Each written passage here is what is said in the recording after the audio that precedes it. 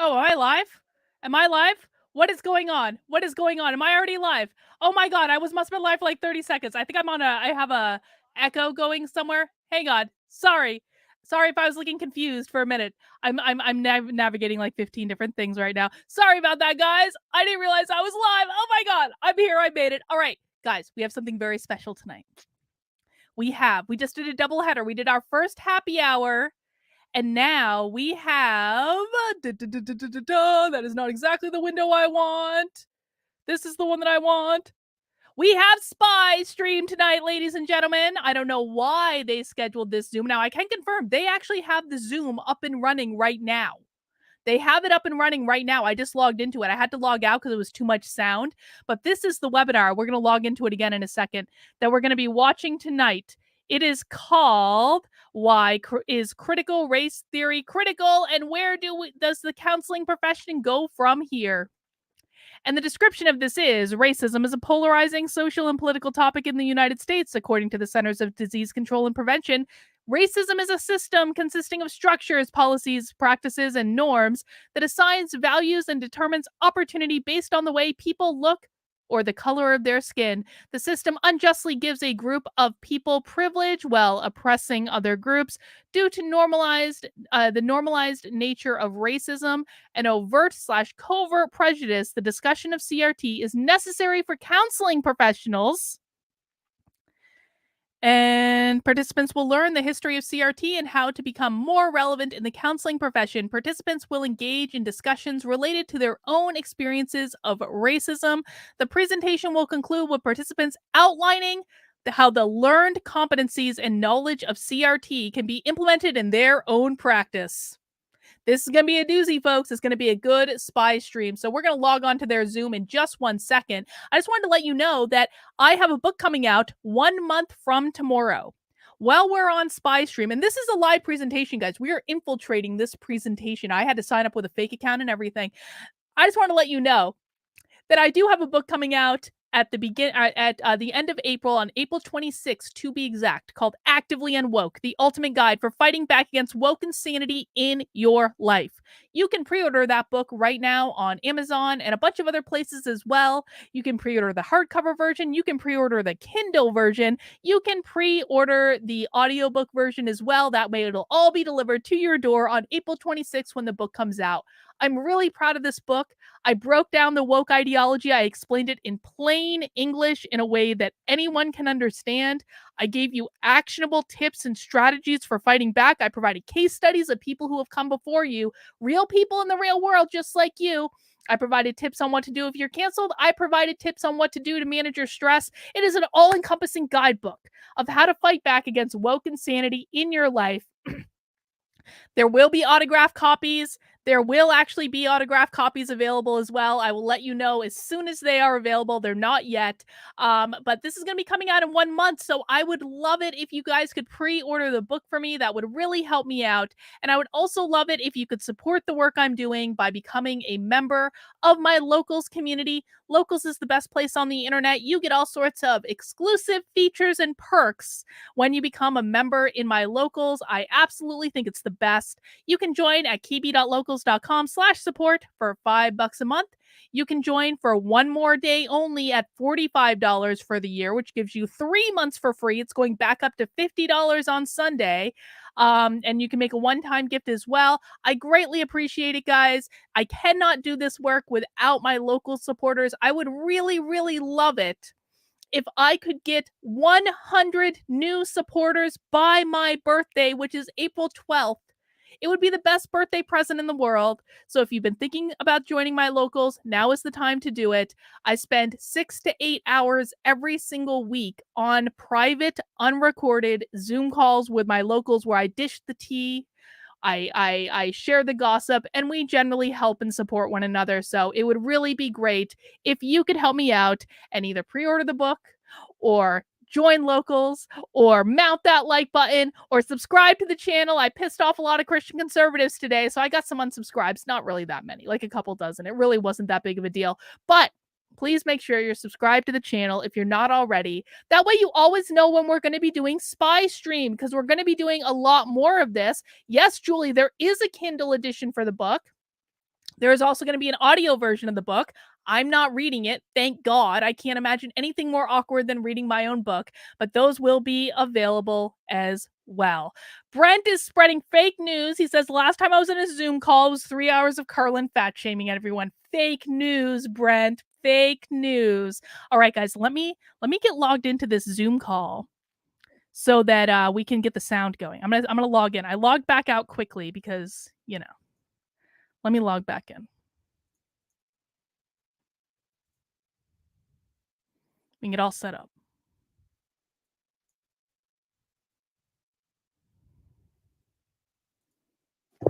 Co-host?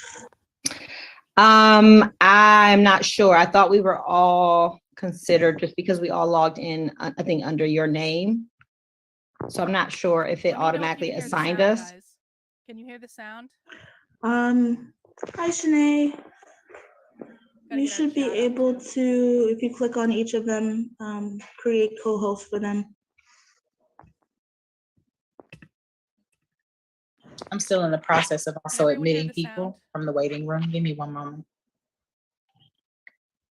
Yeah, sound is good. We're up and running for Spy Stream. Spy Stream. I got a tweet.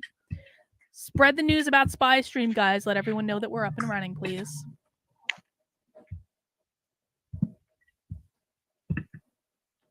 I love Spy Stream. Spy Stream feels so subversive.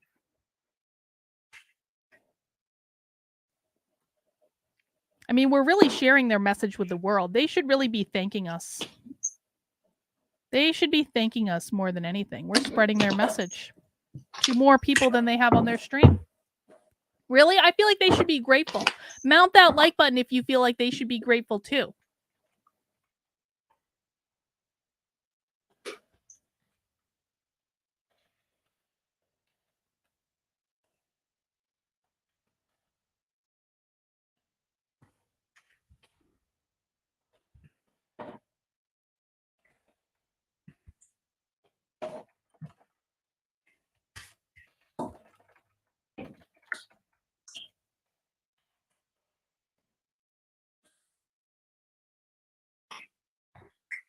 Many different screens.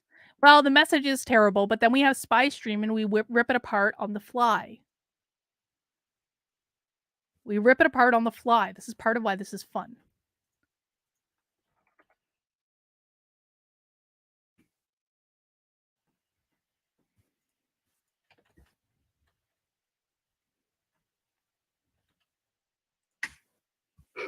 They all have pronouns. I should probably put pronouns. Should I put pronouns in my bio? Should I do it? Should I do crazy pronouns? What pronoun should I put in my bio? What pronouns do you guys want me to use? Do we want to go with a they, them? Do we want to go with a zer? What pronoun should we use tonight? We're going to get to the blueberry beer, Patrice. Don't you worry. We're going to get there.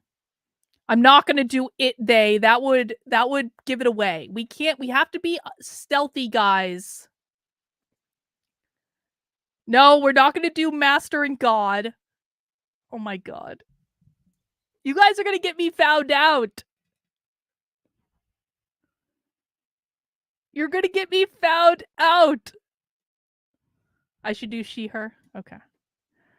Reagan in with the reasonable recommendation. Participants. Hang on.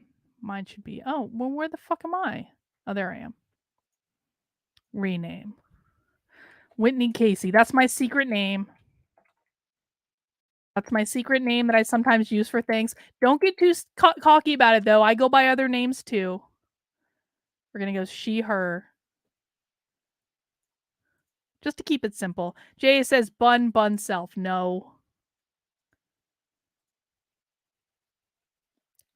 This is supposed to be stealthy. I can't get found out before the webinar starts. They'll kick us out. Then we won't be able to see it. It defeats the entire purpose. All right. Let me close the participants in the chat tab just because we're not getting anything interesting there just now anyway. Sometimes it's interesting to monitor the chat tab just because, like, people chat in, like, crazy things. But if no one's chatting in anything yet, then. So this is what, like, guys, for real, to be totally serious for a second. We have a massive mental health crisis coming in this country, and we are completely unprepared for it. And these people are talking about integrating critical race theory into the counseling profession. Are you shitting me? It's going to make it worse. No, my mic is definitely off. It is. It's off. I am muted. Don't worry.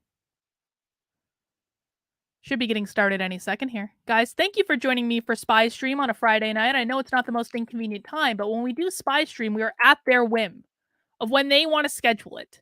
And these people have no lives, and so they schedule a presentation about critical race theory for 7 o'clock on a Friday night. This is how you know they have no lives. They're like, I want to talk about, I don't want to go out. I don't want to go dancing. I don't want to go to the club. I don't even want to go to a movie. Don't want to go do anything fun on a Friday night. We want to talk about critical race theory at work on a Friday flipping night. I have beer at least. Does anyone else have nice beer? I've got a cookies and cream stout that I'm drinking from the last stream.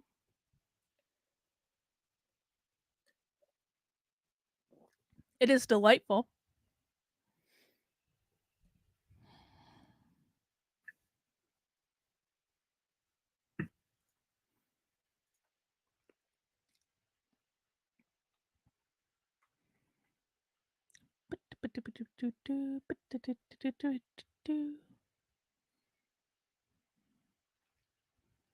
We're just waiting for them to get started, really. I pissed off a whole bunch of Christians today. Guys, just so you know, I don't actually care if you're a Christian. It doesn't bother me if you're a Christian. It bothers me if you're an authoritarian.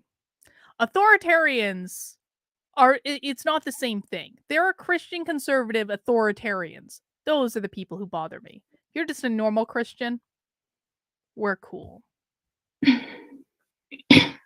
So we're still waiting to let some folks in. Then we're going to go ahead and get started I know there's supposed to be a lot more people here, so we're going to get a little bit more time. First of all, thank you all for joining us this evening. Coming and spending an hour of your Friday with us. We really appreciate having an opportunity to have this really important conversation and discussion. On a Friday night. These people have nothing better to do on a Friday night. Jimmy says, I'm a conservative Christian and I don't agree with you on everything, but I appreciate what you're doing here. I appreciate that, Jimmy. Thank you.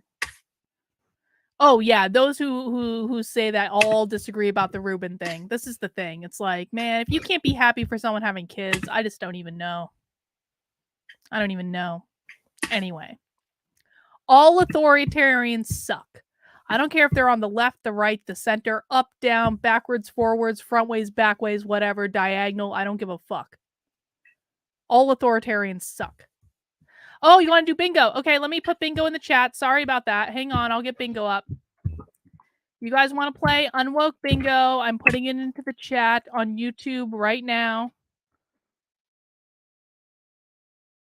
You can get your Unwoke Bingo card. This might be a good day for Unwoke Bingo.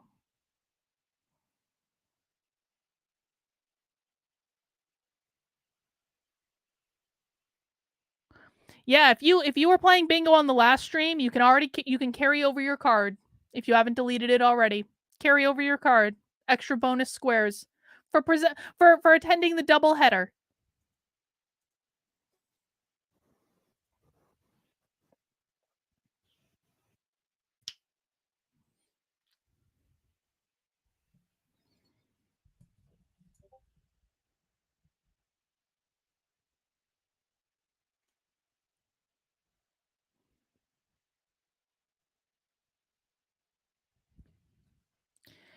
Dave and his husband are having kids, 2 kids via two surrogates.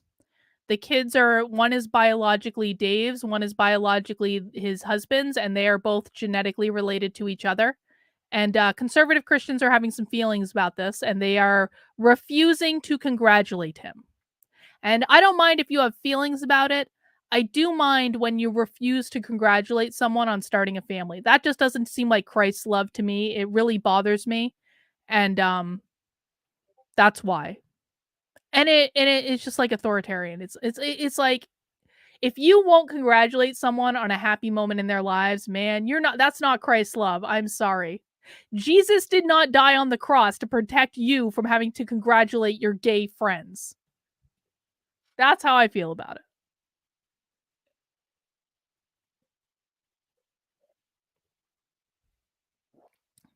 They could have just said nothing, kept it to themselves. No, we've had a whole internet kerfuffle for the last fucking week. And I just got tired of hearing about it, so I started complaining about it.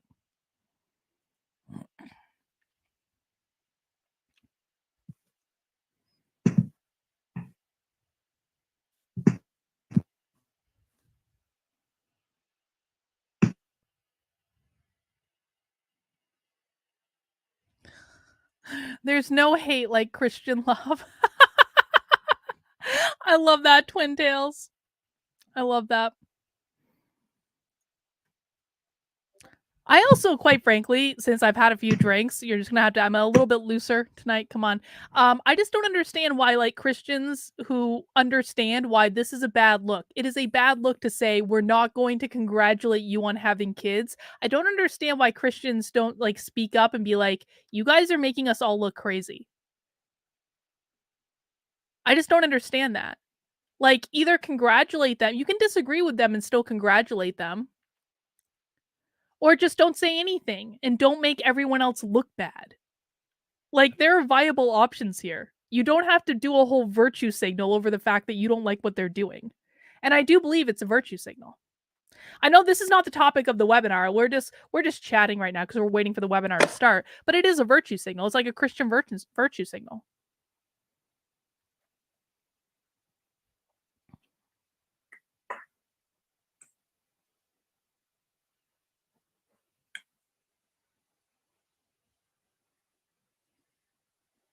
I don't mind that anyone worships the way they want to worship. It's a free country. You can worship in however you want, but man. Okay. Good evening, getting started. everyone. First and foremost, thank you for joining us. Recording in progress. Friday. I know that this is technically considered a weekend. However, I think that it speaks volume that you're present and that obviously this topic is one worth further exploration. My name is Dr. Shanae Gill. I'm a research fellow at Thomas Jefferson University, and I participate as part of the Professional Development Committee with CSJ. I also am over the Reentry and Restorative Justice Committee for IOP. And I have the pleasure today of introducing 4 phenomenal individuals who are leading, at least from my perspective and what I have read, on the forefront about critical race theory. Yes. They're going to be educating you today about why critical race theory is critical and exploring what are the role and implications of counselors. We have with us Dr. Richard Garvin Jr., Dr. Fawn Gordon, Dr. Megan Seaman, and of course, the distinguished Ms. Brooks Collins Gaines, and they're going to be introducing themselves today. And again, it is with great pleasure that I welcome you all, and I am hopeful that this presentation is not only beneficial to you, but also in your endeavors as you move forward in service. Welcome, you 4. Ms. Gaines, take the floor, please. Thank you, Shanae. That was super sweet of you to introduce us that way and to be called esteemed. Wow. I appreciate it. I'm going to go ahead and share with you a little bit about myself. Well, just briefly, we can introduce ourselves. So again, my name is Brooks Collins Gaines. I am a counselor, I'm also teaching and an instructor at the University of Akron, and I'm also a doctoral candidate at the University of Akron as well. Oh, I'm really quiet. Okay, I can make myself better. Today, as mentioned, we're going to be sharing a little bit about, we're going to be talking about why is critical race theory critical? Where do counseling professionals go from here? That's better. So these are going to be our objectives. Essentially, we want to really talk about, define and describe the relevance of CRT, what CRT is and how is it relevant to our practice in counseling or in mental health in general even. We're going to talk about 6 different competencies and learn how to apply them and relate them to CRT. And also we're going to talk about and have some ongoing discussion and some reflection on 3 of the, we want you guys to leave here being able to identify 3 competencies and be able to infuse those in your practice. Is that better? Am I louder or quieter than them? So Sounds as the louder to pages me. that follow confirm, race may not be a reality, but racial thinking is, and as such warrants closer examination. I just thought that was a really good quote, a nice quote, kind of insinuating that we need to continue to explore and examine race and racism in today's age. So. Okay, I'll turn it up a little bit. So what is CRT? So CRT is one of those things that is going to be a little bit harder to really to define, but it is a movement. It's a collection of activists and scholars that really sought out to try to study and transform the relationship among race, racism, and power. It builds upon critical legal studies and radical feminism from the 1970s. And originally, the concept was developed with a focus on legal studies and the law by wanting to examine the policies of law and the power and privilege embedded, as well as like racist institutions that we have. It's part of, when we think about critical race theory, it is part of the current civil rights movement. One of the things that makes CRT different from previous civil rights movements is that it questions the foundation, the very foundation of the systems in this society, in this country. So it's asking the questions of why are the systems the way that they are, marginalizing folks, embedding racism into the very fabric of our nation. So some of the names that you typically hear, some important names in critical race theory are Kimberly Crenshaw, Derek Bell, Richard Delgado. Those are a couple of names. There's many more, but I really want to kind of go over and sort of set the stage for the tenets of CRT, like what CRT is, what are those major pieces. And as I'm kind of talking about these, I really want you all to sort of think about your work, what you do, whether you're an educator, whether you're a counselor, social worker, whatever it is that you're doing in your work. Think about how these tenets might apply to the work that you do. So first of all, the first one is racism as ordinary. So with this one, we know that racism is not something that's rare. Like it is implicitly and explicitly sort of embedded in the different layers across society. It is essentially ingrained in the fabric, and I like to say in the DNA also of our nation, in its systems of institution and power. So it is not one of those things that that just kind of like came. It is built into the fabric of our nation. And because of that, a lot of people who don't experience racism on a regular basis or daily basis, they may not notice this these racist policies and whatnot. So it's important as mental health professionals for us to really kind of look into that. So the next one is material determinism or interest convergence. So this one is really kind of looking at racism, how it benefits people in power, specifically, actually, AKA white people. It can change, so racism can and will change, but only if the change in racism serves or benefits white people. Now, does racism align with, is it aligning with the changing economic conditions? Is there self-interest for the white elites? Another question is what do we think about with lower income white people, and how does racism serve them in the hierarchy of race, right? So even when we think about lower income white individuals, race still serves them when it comes to power and privilege and white supremacy. Social constructionism is the concept that many of us have heard. We've said before, racism or race is socially constructed, is not biological or cultural like ethnicity would be. So racism is built, it is built on a system of hierarchy, as I mentioned earlier too, of norms. So it's really looking at this idea of good versus bad, better, worse, and even this concept and idea of winners versus losers. So in this society, we know who historically have been the winners, and then everybody else tends to fall in that loser category on the hierarchy. The next one, the unique voice of color. This one to me is so necessary.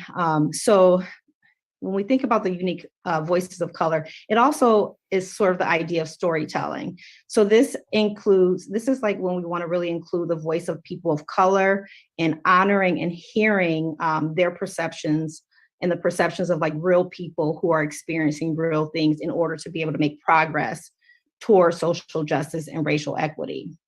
If we're not hearing the voices and the stories and the realities of people of color, then it's going to be that much harder to be able to really change systems, because who else cares as much as the people who are living it in that perspective.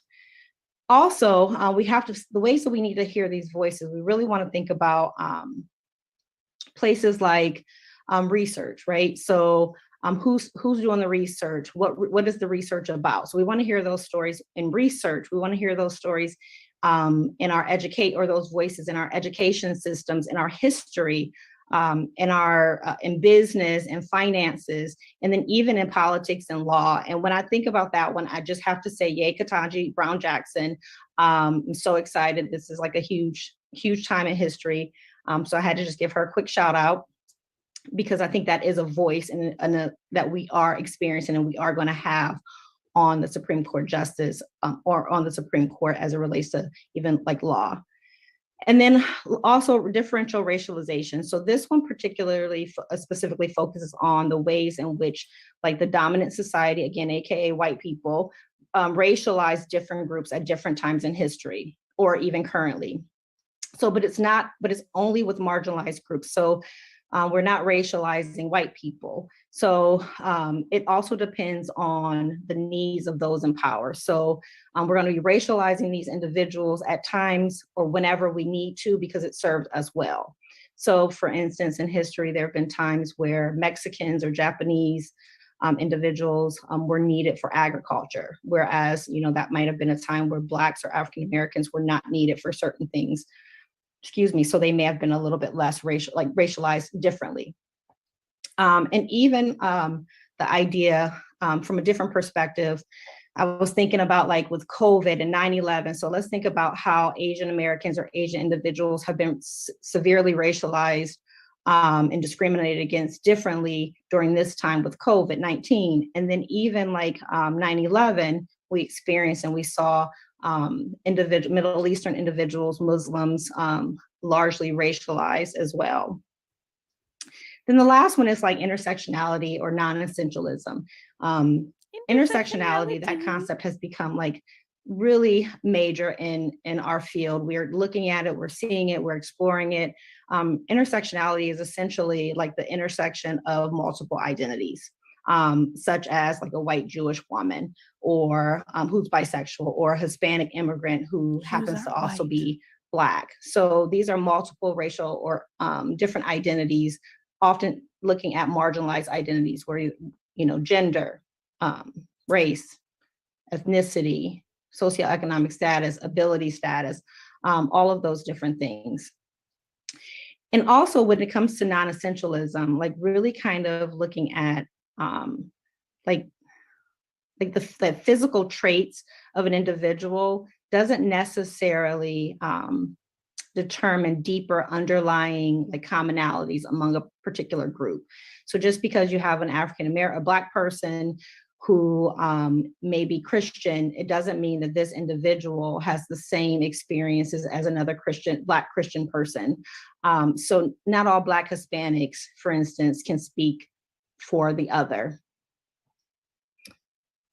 So why is CRT important to our profession? Now, the statement that I'm about to make is probably going to be something that's going to be uncomfortable for a lot of people. The reality is that like racism, bias, discrimination, all of those things are very prevalent in our practice, in our field. And I think it's really important for us to recognize that just like these other systems that we talked about, policing systems, the law, medical field, and mental health is just as prevalent. And this is not a comfortable notion to accept or to even want to believe, and it's true. So in our education, we have to look at like our education to our students and our treatment of our clients. We want to be mindful of broaching this topic. I think it's really important for us to talk about race and racism, the experiences of our clients, the experiences even, and recognizing that our students have real lived experiences of racism. So with students, it's ingrained in how we might offer support to them, how and what we include in their education and our discussions in classes or whatnot. What do we provide in coursework? This is not just about multicultural competency. This is really understanding that racism is a major factor that individuals, and it is embedded in our system. So understanding and exploring, like with clients, or with students, I'll say, even when it comes to like the idea of theories, when it comes to them taking courses in treatment planning, when it comes to taking courses in assessment, and all of the courses that we're teaching for our students, but taking it even that next step further, needing to understand this and knowing how to work with our clients in those areas and understand that our treatment planning, our assessments, our interventions, our theoretical framework, all of those things matter. Now, so if you're a professor, if you're a counselor educator, whatever it is that you're doing, I think it's important to realize that racism does impact our clients and our students on a daily, like we have students that racism impacts daily on a regular basis, whether it's with them personally or they're experiencing it something largely in this world. So how does that impact their worldview? How does that impact their education or their understanding and their practices? So I'm going to give you guys a couple of just sort of intersecting identities. And I want you guys to just ponder, think about how you might work with them differently than you might work with a person who might be white with some similar issues. For instance, like an African-American gay male client presenting with depression due to discrimination. Now, if you had a white gay client presenting with depression, that his issues might look a little bit different, or the way that you might work with him might look a little different. An Asian American female client that's shunned by her family. A Latinx female who's looked over by her employer for a promotion, even though she's well qualified. Or an African American female client that happens to be married to a white male and they have biracial children. Like, really think about how those things and how CRT and some of those tenets of CRT might be useful in understanding when working with these individuals. You should never assume reasons for depression. All right, good evening. My name is Richard Garvin. I'm a counselor educator. I'm in Nashville, Tennessee, and I teach at Tennessee State University in the counseling department. And here on the screen, you can actually, I really just wanted to spend like a really quick second to talk about this. And I know that a lot of institutions, especially in the higher education arena, we have like these offices of diversity and inclusion or diversity affairs. And I want to be sure and be clear that CRT is not diversity and inclusion training. It's really more so of this interrogation, investigation of the role that race and racism is playing in society. And as Brooks already mentioned, it kind of started in the legal academy, and then it started to spread to other areas of scholarship. So at this point, I have about 5 discussion questions, and I want people to feel completely free without judgment to really share your opinions and views and thoughts. You can either do that verbally if you'd like to, or you can use the chat. I'll actually put the question in the chat, and I'll also read it as well, because I know that some people are probably multitasking and driving and at soccer games and just doing a lot of different things on this Friday evening. So I'm gonna try and meet as many of those as I can. So our first question. I can chat things in subversively if you guys have questions or thoughts. And I'll read it out loud as well. So the question is, what social identity has impacted you, and how does that look when race is intersected with it? And Brooks already talked about social identities, but just to kind of go back over that again, that could essentially be anything from socioeconomic status, that could be sexual orientation, that could be gender. So when you think about those social identities, how has that impacted you?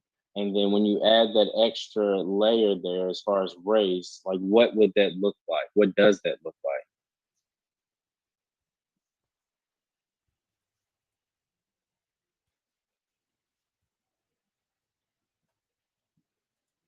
Teaching depressed people, aka people that already hate themselves, to hate one another. That's a new low And, for and today's list. possibly while people are, Yes, okay, there we Josh, go. thank you.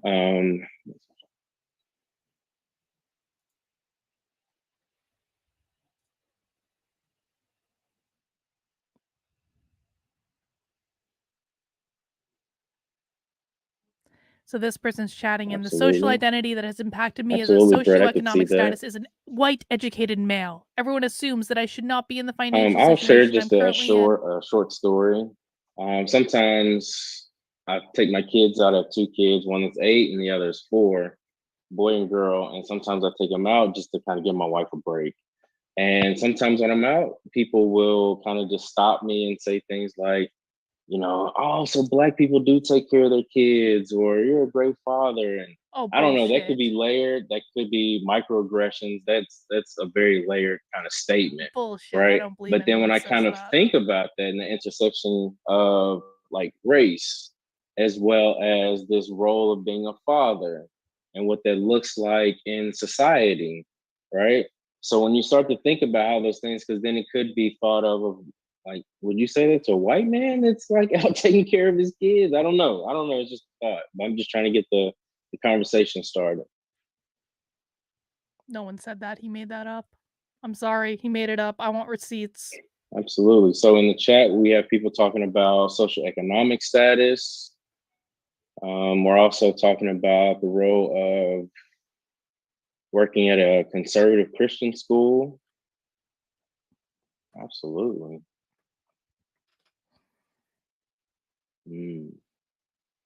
Karen? Wait. Okay. I work at a conservative Christian school, so my progressive theology, along with being a Black female, is problematic. Body size intersecting with my Black racial classification I'm equates to a saying as an mammy Asian trope American and in many ways female, and some leads to people have microaggressions. assumptions that I'm docile. I have also had some people fetishize me. Socioeconomic status, particularly going from one socioeconomic status These in are all things they're childhood to another assuming. in They're assuming adulthood. what's going on, and it As a might not Black actually be woman, going there is on. an assumption about my status, and many of the microaggressions I experience are was a conflation of race, gender, and class.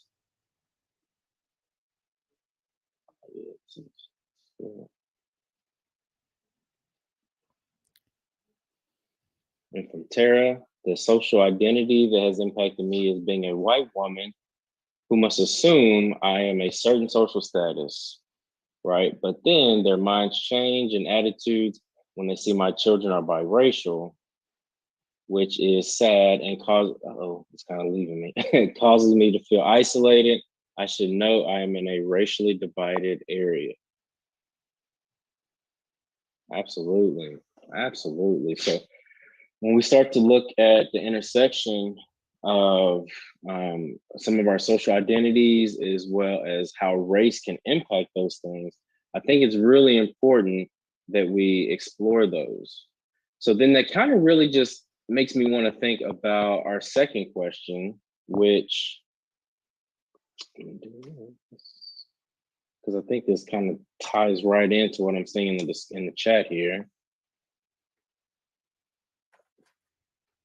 And so our second question is, how does educating about critical race theory, how do you think that benefits or empowers students of color? I mean, if you rely on one news source, this idea of critical race theory is like the worst thing ever and it should be removed and all these bad kind of stigmas attached to it. But let's look at the flip side of that.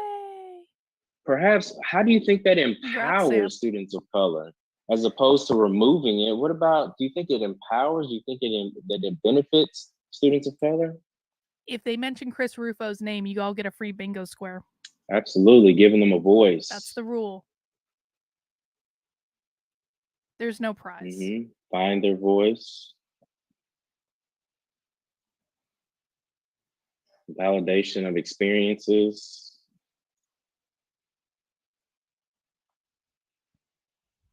This is great.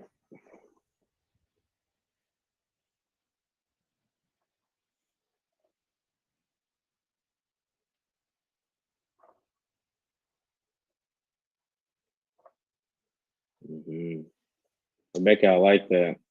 I've talked with clients about this when they feel they don't fit in a university.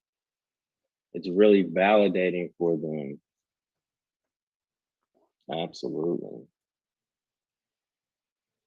And, I just want to highlight 2 resources that I want to kind of just say. So if some people are kind of on the fence about CRT or would like more information about CRT, Brooks mentioned Richard Delgado. Richard Delgado has written a book on the 3rd edition, and it's titled Critical Race Theory. So I just want to put that as a resource out there. And then also a second resource I'd like to share with you is there's a doctor, he teaches at Harvard in public health. His name is Dr. David Williams. And he's done a lot of research looking at health disparities and the intersection of race. He's done a lot of research looking at how people of color, when it comes to the healthcare field, are treated different and have different health outcomes, even as it relates to the mental health profession.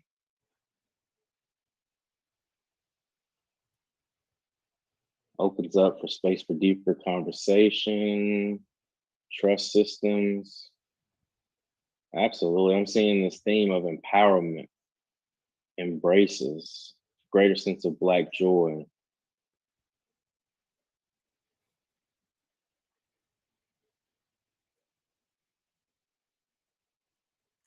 Jennifer says, helps to open the dialogue and reduce the shame of many white people so they can better hear the various viewpoints and impacts of marginalized identities and the impact of intersecting identities.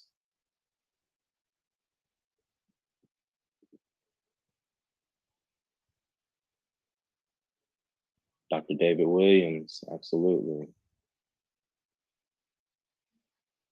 Then the last one I read is, it takes a critical look at social structures so it supports students with understanding the broader context and gives language to what occurs. Absolutely, I agree with that 100%. Oftentimes, as we're all aware in the field of counseling, there sometimes I think that we can kind of see in our clients the sense of relief when we provide them the language to maybe some of the challenges that they've been going through and they couldn't identify maybe what was happening. And then we provide that language to them. And now there's this sense of relief. And that relates to mood-related disorders, personality disorders. But with respect to the conversation today, I think CRT also fits with that as well.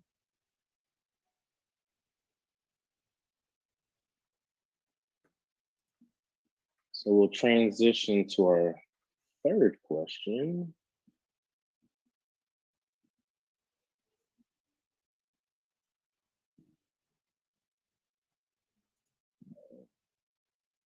There we go.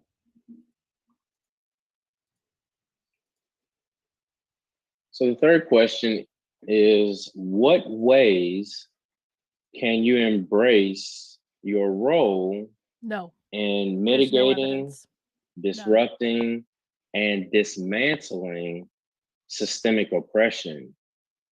I'll say that again if you're driving. What ways can you embrace your role in mitigating, disrupting, and dismantling systemic oppression?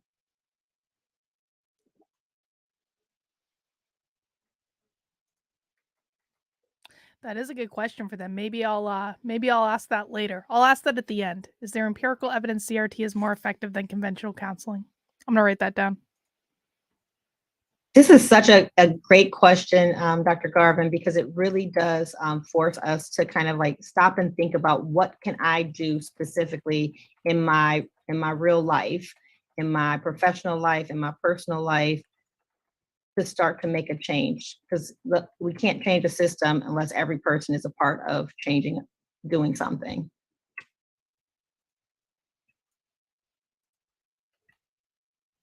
I agree 100%. 100%. I'm kind of getting lost in the chat, but I'll just share a story here. I at my previous institution, I sat on, I guess, this committee when it would come to, I don't know, when students would have like plagiarism issues or if there were behavioral issues and the institution was considering suspending them. So I was sitting on the committee and I was one of the only people of color on the committee. And so we had a Black female that came in and the group was very critical and she had a lot of traumatic stuff that she was kind of working through.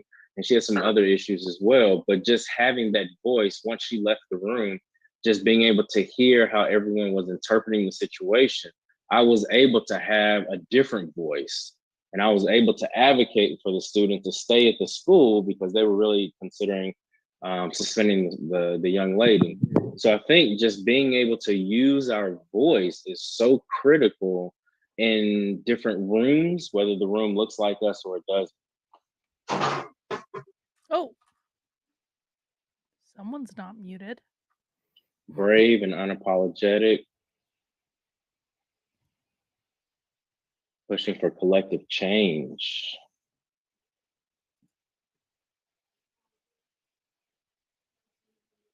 I like that. No matter how small a voice is, a voice. And collectively, as we share a vision, our vision has power in advocacy and volume. Beautiful, beautifully said. Vote, speak up.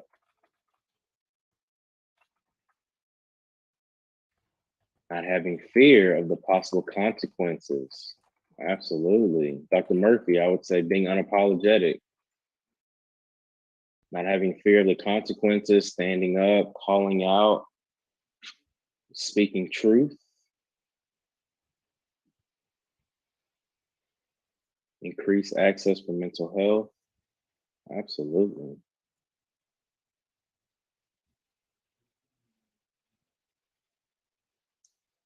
Oh, I love that. Empowering other people of color, listening to people of color, continuing to educate yourself, advocate for people of color in leadership positions, using data to highlight how systems are oppressive. Woohoo. Y'all are on fire tonight. I thought it was gonna be slow on a Friday night. Okay, all right. All right, so I'm gonna shake things up just a little. All right, so I have question 4. Question 4.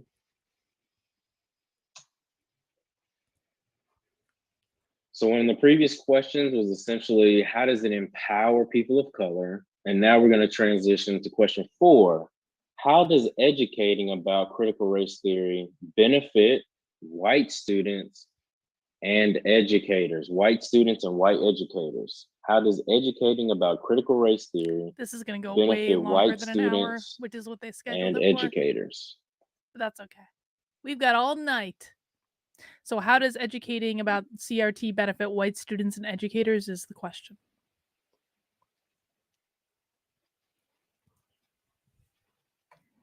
This is like the most lazy type of presentation, by the way. He had to do literally no work to develop this. This is the most lazy type of presenting.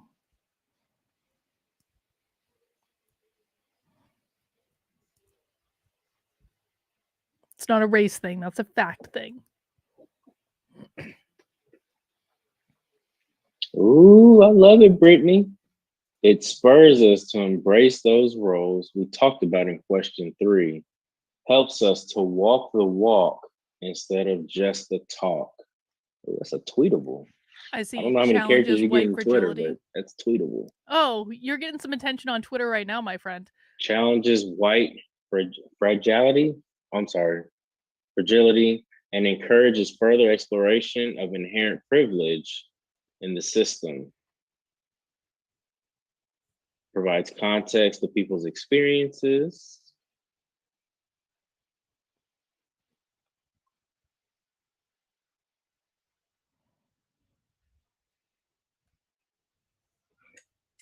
So I'm really curious too, Dr. Garvin, about like people's comfort. So we have people here who are clearly interested in CRT, right? But I'm also curious about individuals' comfort with actually doing some of these things, actually talking to and broaching this conversation with students or clients. Just curious. I want to make sure that people are actually going to be able to take some of the things that they want to be able to do and actually start implementing them and actually doing them. I think that's a really good point. And we may not have time for question 5. So I just want to leave with this because I think, Brooks, that's a really good idea. And what I would like to just say is, I was talking to a friend of mine and we were talking about mice infestation, like field mice. Just stick with me. I know it sounds crazy. All right, so mice infestation. And so what he said is when it comes to treating mice infestation, they put like these packs of poison out in crawl spaces and just different areas. And I was like, well, do they have a scent or a smell to them? And he said, no, mice are curious. And when there's something new in the environment, they will take that and they will take it back to the rest of where the mice are. And then now all the mice are essentially eating this poison and it like dries them out from the inside and then it kind of kills them all off. And so with respect to what Brooks is talking about, what I don't want is tonight's session to essentially be this idea of poison and it just dies off. If you can, I would like for people to kind of maybe take pictures of the chat, or if you'd like to, I can provide all the questions for you. And I want you to take them back to your colleagues, take them back to your peers, take them back to, your institutions that you work for, and allow that conversation to continue and be curious.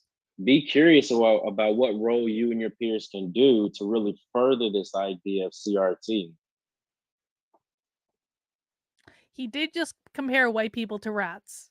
Kind of, not really, but kind of.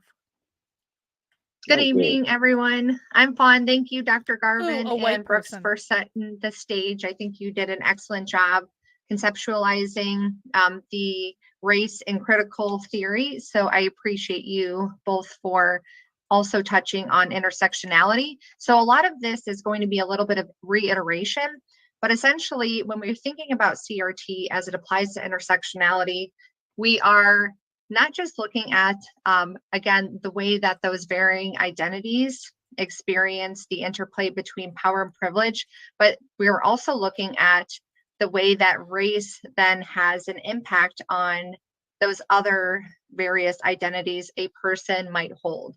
So again, if we're thinking about critical race theory, it's extending beyond this idea of essentially like putting the blame on the individual to, of course, like individuals have work to do, right? But just, getting rid of all of the people who are discriminatory in society isn't going to do enough because, as Brooks has mentioned, the discrimination regarding race is embedded into the DNA. So there is a lot of dismantling that needs to be done. And Dr. Garvin, I think that your questions really got everyone thinking about what are the steps that we can begin taking. But I would encourage you all to not only continue to process, your own identities, but in those that you work with.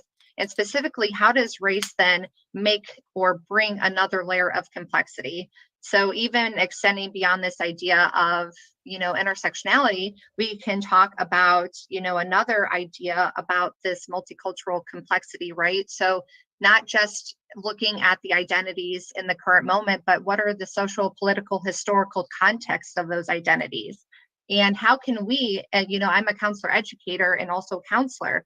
So how can we, in these different positions, start to help people to dialogue about this? And it really takes this dialogue and uplifting people of color's voices to start to dismantle the foundation of what America has sadly become. So we're going to talk a little bit more about how this impacts mental health specifically. So if you want to go to the next slide, Brooks. The foundation of what so, America has as Brooks had said earlier, it might make some people uncomfortable, but counseling field is no better than any other field in terms of discriminatory practices. So if we look at CRT and mental health, again, there's a lot of different ways that race comes into the conversation. So specifically, if we look at discrimination, absolutely, we understand things like aggressive policing can lead to poorer mental health, including, heightened post-traumatic stress symptomology. But outside of, the discrimination leading to poor mental health outcomes, there's also practices that are under the umbrella of our services that are discriminatory in nature. So when we look at these racial disparities, one of the, all of these underutilization of services, for instance, one reason why a lot of people of color don't want to utilize services is because of things like provider bias. We also see poor prognosis, and is one factor, as if you think back to your very first counseling class, one of the most important things is building that relationship. Well, how can you build a relationship with an individual who's continuing to live in a society that has constantly and continuously been oppressed, and you might be not recognizing that, or giving voice to that story, or trying to understand their story. So we also get into some of the way that the discrimination, on the provider side comes into the actual diagnosis. So you see, Black males, for instance, getting diagnosed at higher rates with schizophrenia. So regarding, our, duties, part of the counseling identity is that social justice advocacy. And we really need to be conscientious about the ways that, even our system, Brooks, thank you. You brought in a lot of great examples of how, even, when we think about the research that has been done in America, and the way that it not only oppressed people of color, but it stripped them of their human rights. And then we get into things like, psychological instruments and the populations that that they're normed on, hardly ever, people with multiple marginalized identities. It's not something that is and still is being done. And I think that this is, again, another example of where we need to have this elevation, right? When we're utilizing different things like measures or theories, theories in itself, you can see across, many of the counseling courses, all white males creating these theories, and what quote unquote normative development is white males, or a lot of, research, again, done on, individuals where it's not allowing those voices to be heard.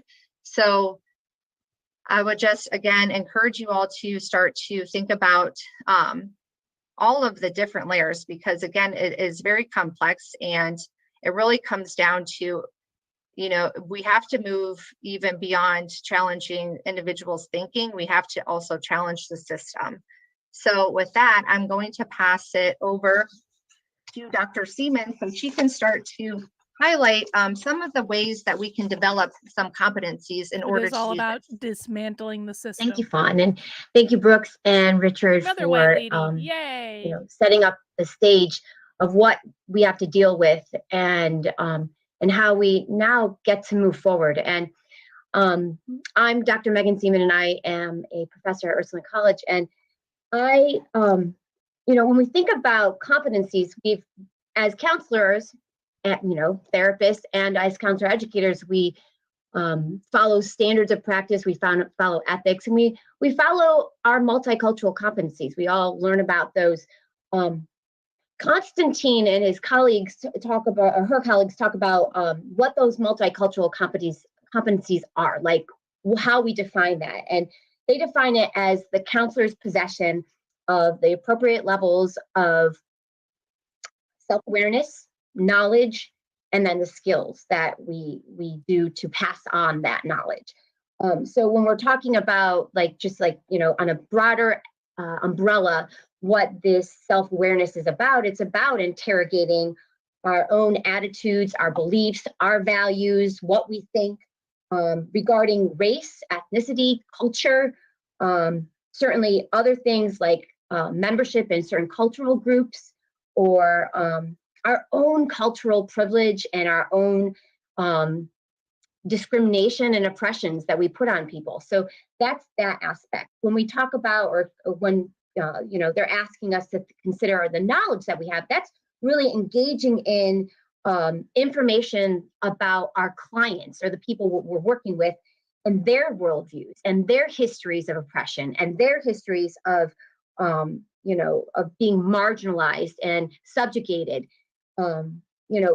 Critical race theory brings in this kind of interrogation of legal issues, but it also brings in a lot of radical feminism in interrogating patriarchy and power and control and oppression too. So we want to understand these lived experiences of the people that we're working with. And that may be a current kind of a thing or a intergenerational kind of a thing too.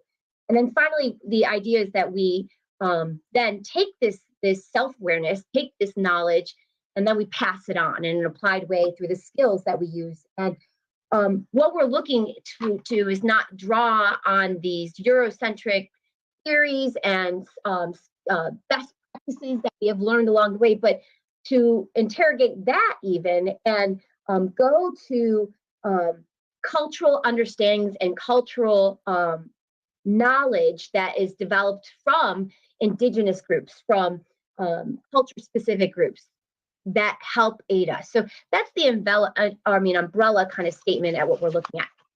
So when we're looking specifically at critical race theory and the competencies that we would like to develop as counselor educators, as counselors in training, as counselors out there, therapists out there in the world and the practice, these are the 6 that we have come up with. And the first one is knowledge of systemic oppressions, which kind of draws on that whole knowledge area. Self-reflection on race, ethnicity, oppression, power, privilege. Awareness of impact of our own power and privilege and replication of those injustices. Interrogation of the representativeness of current mental health practices.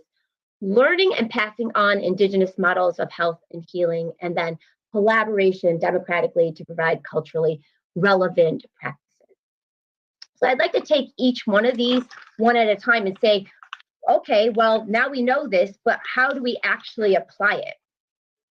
So we'll take the competency 1. One way that we can investigate this is by just going back to our ACA code, our ACA, the counseling organization, and specifically the multicultural competencies that have been developed there. And Aaron Dindando and colleagues talk about these 3 specific sections of competency. And 1 is counselor awareness of own cultural values. 2 is cultural awareness of clients' worldview. And then 3 is culturally appropriate intervention. So it's kind of, again, playing off of those umbrella practices. But looking a little bit deeper, and I don't know if any of you know she's not saying about that cultural, have read about cultural humility, and been teaching that out there. But there's a kind of a difference between cultural humility and cultural competence. Cultural competence seems to be the steps that kind of get us there, but cultural humility really kind of gets at those how we are sensitive to multiple ways of knowing, so that it becomes less a step-by-step process and more of a holistic way of understanding the people that we engage with in life. Cultural humility has 4 basic principles that we can pass on in our education, as educators, learning as students, and as working with our clients. And the first one is knowing that this kind of critical self-examination is a lifelong process. There's not I've gotten to the destiny and now I am enlightened. That we are always evolving and we're always building off the knowledge that our generations gave us. And so we need to look at lots of different ways and voices to be able to understand that and build off of that. The second principle of cultural humility is redressing the power imbalances in our client-provider dynamic. So what might, kind of trying to neutralize that field, trying to bring it down. We know our clients come in and they feel dependent on their positionality and the intersectionality of their identities. They may come in feeling like we are the expert and they are the one that needs to be told what to do. And that is something we do not want to lie in. I think about our counseling, ACA principles of counseling, which are, one is based in that we are empowering our clients to help themselves. And we are not the experts on them. They are the experts on them. So that plays into that.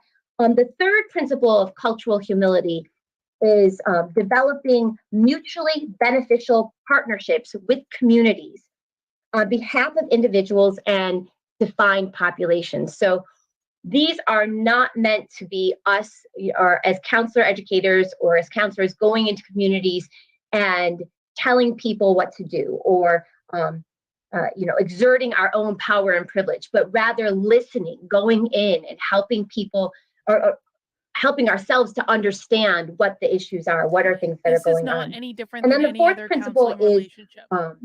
You should never be telling people what to maintaining do. institutional Counselor should never accountability. tell people what to And do. one of the things I think about on a real level as counselor educators is going into our departments and interrogating how we deal with, like Richard had mentioned before, student issues, things that are coming up, and the intersectionality of those issues that happen for students. Looking at really taking a stand on student focused and being student centered in our education and how we mentor our students.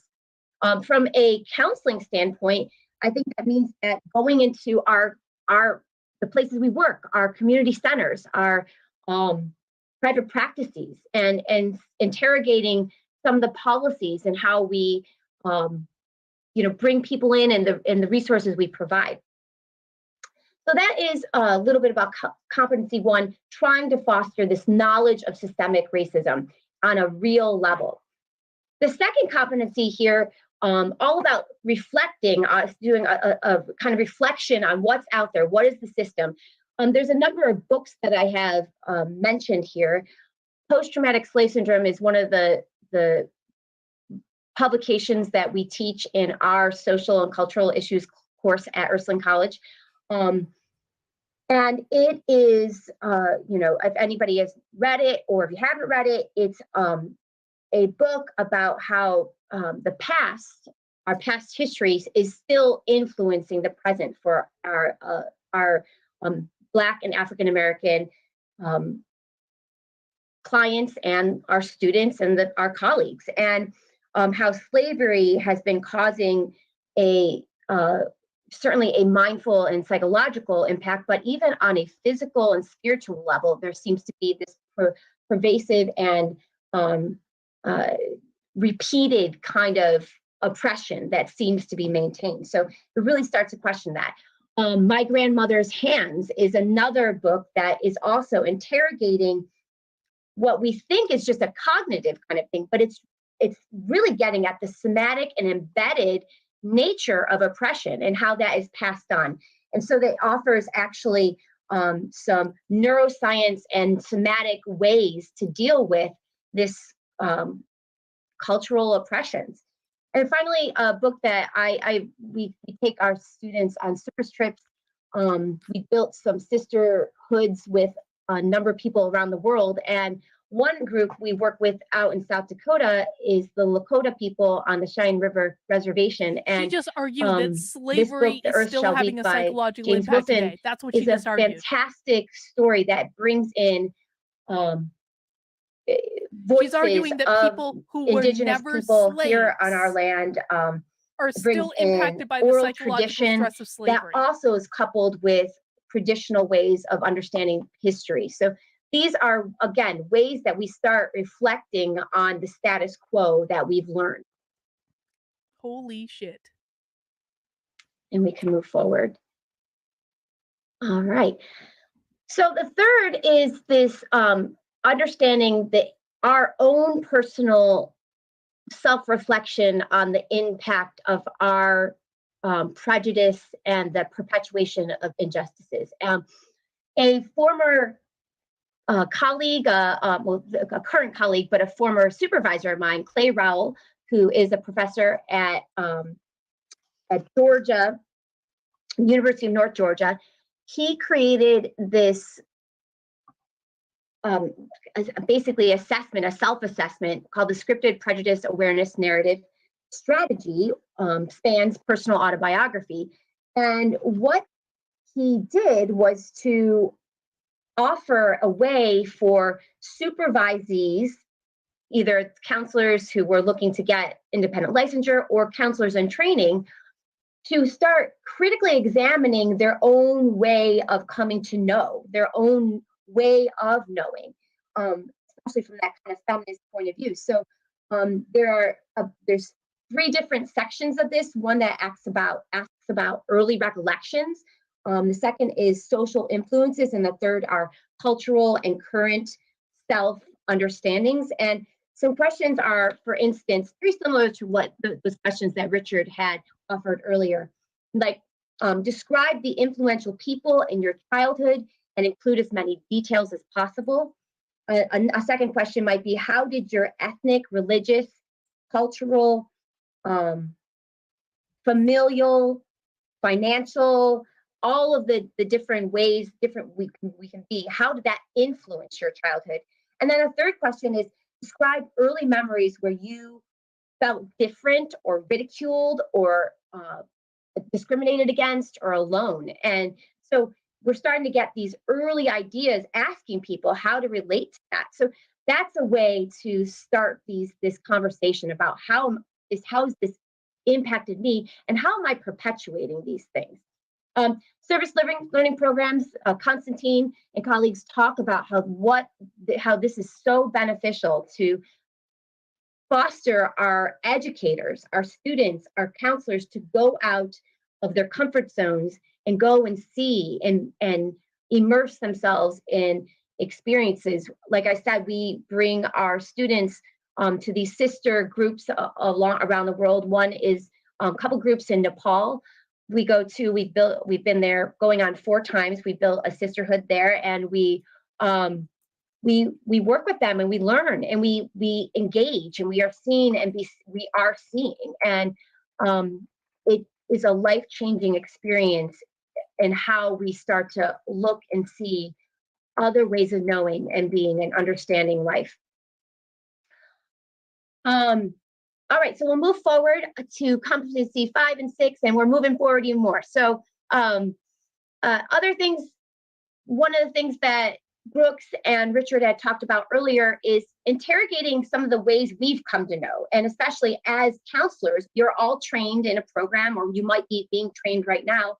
So it's integrating different theories, different understandings. One of the things that I bring into my counseling theories course for my students is Myers' optimal conceptual theory, which really starts interrogating these Eurocentric ways that we've come to know. Generally speaking, our Eurocentric theories are based on individualism, are based on materialism, and based on trying to control nature, control the environment, control people. Where Myers says that more indigenous, or she's speaking really specifically to Afrocentric values and Afrocentric principles, are more based in her research and her understanding in how to be one with nature, how to be more collectivistic, and how to be more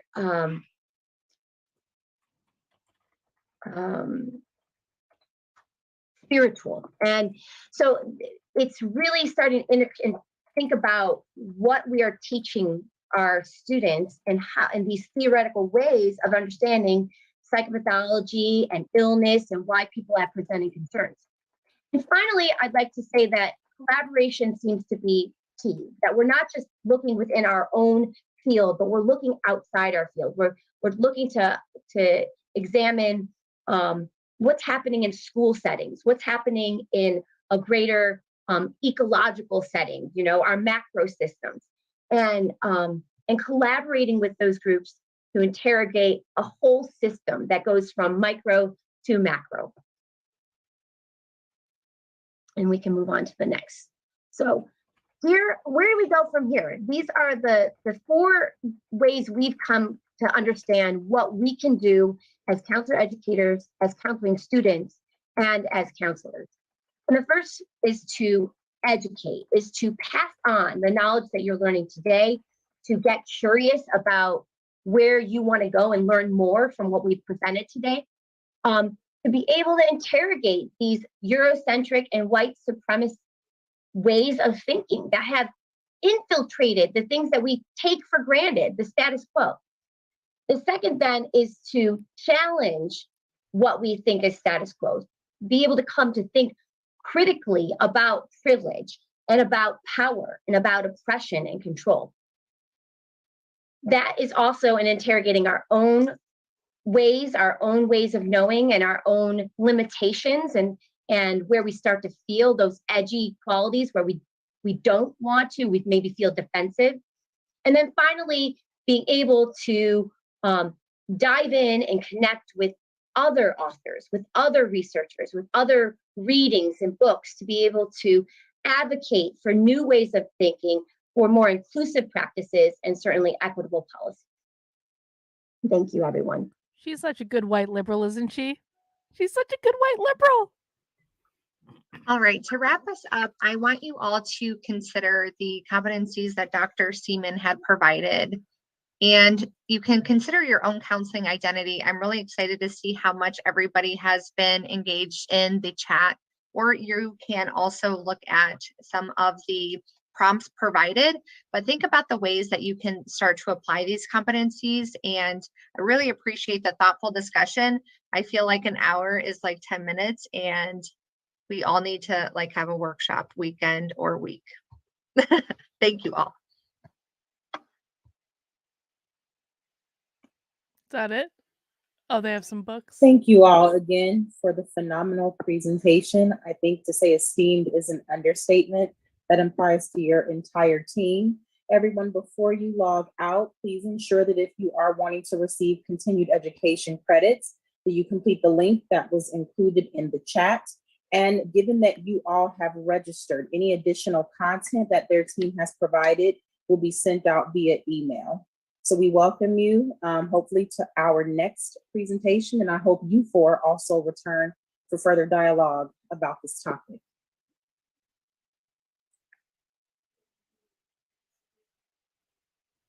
We're just going to wait here for a Thank second you, everyone. to see if they... Thank you. Again, the link for CEUs is in the chat box. What the fuck did we just watch? What was that? What just happened?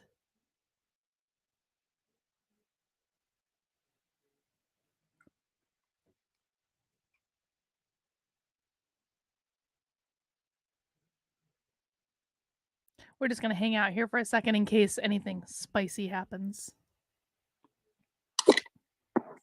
You never know with Spy Stream. It is what it is.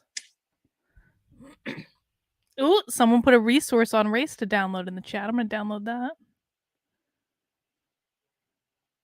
Oh, it's just that book list.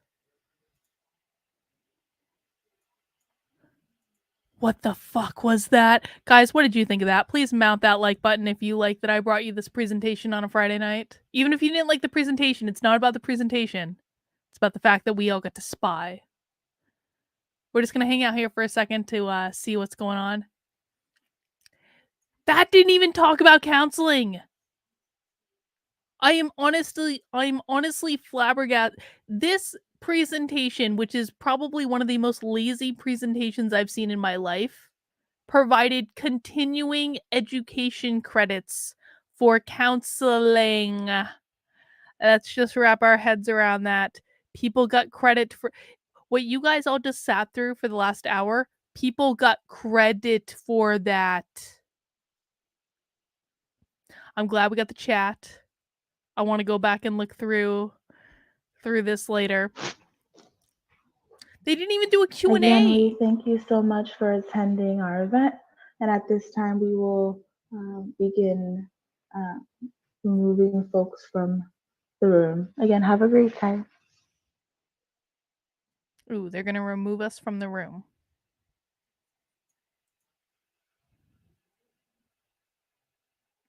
Continuing education credit for what we just watched. I want to go back and watch that, like, that white counseling lady with the long, the one with the better lighting. I want to go back and watch that again. She said some crazy shit.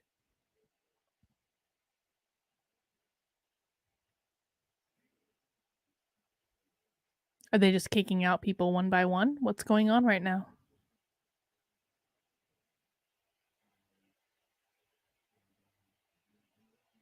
Well, guys, if you enjoyed Spy Stream, I do these every so often. I'm working on getting a calendar up on activelyunwoke.com right now for scheduled Spy Streams that we're going to be doing, or that you can sign up and do for yourself. I'm just waiting for them to end this because I'm not going to leave before they kick me out.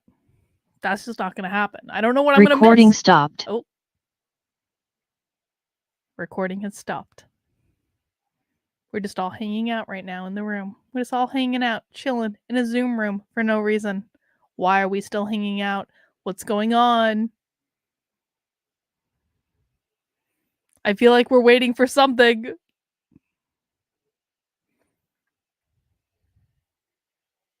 I've been spotted. They sussed me out. Ooh, what's this?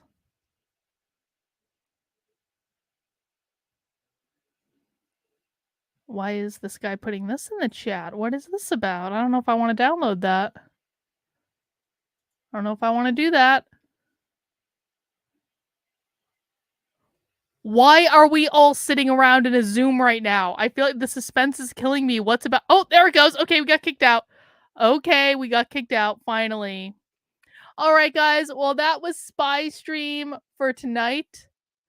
I hope you enjoyed it. Spy Stream is when we covertly infiltrate a live woke training. That was live.